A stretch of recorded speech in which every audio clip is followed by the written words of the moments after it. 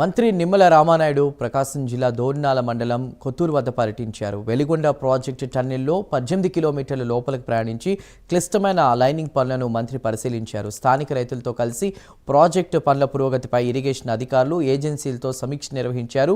వెలిగొండ ప్రాజెక్టులో జగన్ చేసిన తప్పిదాలు జిల్లా రైతులకు తెలియాలనే రైతులతో కలిసి సమీక్ష నిర్వహించామని మంత్రి నిమ్మల తెలిపారు.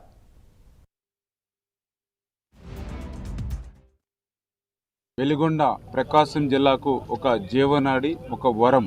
అటువంటి వెనకబడినటువంటి ప్రకాశం జిల్లాకు, ఫ్లోరైడ్ బాధితులు ఉన్నటువంటి ప్రకాశం జిల్లాకు న్యాయం చేయాలనేటువంటి ఆలోచనతోటే చంద్రబాబు నాయుడు గారు 2026 కల్లా వెలిగొండను పూర్తి చేసి కృష్ణా జలాలు యొక్క ప్రకాశం జిల్లాకు తీసుకురావాలనేటువంటి లక్ష్యంకి అనుగుణంగా కూటమి ప్రభుత్వం అధికారంలోకి వచ్చినటువంటి 18 నెలల్లోనే పనుల్ని శరవేగంగా చేస్తూ ఎప్పటికప్పుడు స్వయంగా పర్యవేక్షణ చేస్తూ ఉన్నాం.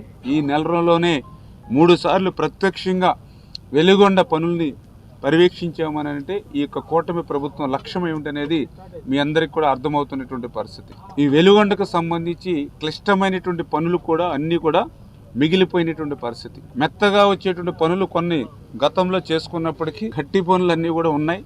అందులో ముఖ్యంగా హెడ్ వర్క్స్కి సంబంధించి 2000 క్యూబిక్ మీటర్ల కాంక్రీట్ పనులు చేస్తాం. ఇంకా 2200 క్యూబిక్ మీటర్ల పని ఈ యొక్క సమ్మర్లో సీజన్లో చేస్తాం. ఆ హెడ్ వర్క్స్ పనులు అయిన తర్వాత టన్నెల్కి సంబంధించి టన్నెల్ 2లో 7.2 కిలోమీటర్స్ లైనింగ్ మిగిలి ఉండగా ఇప్పటికీ 3.1 కిలోమీటర్ వరకు లైనింగ్ పూర్తి చేశాం. వెలిగొండ ప్రకాశం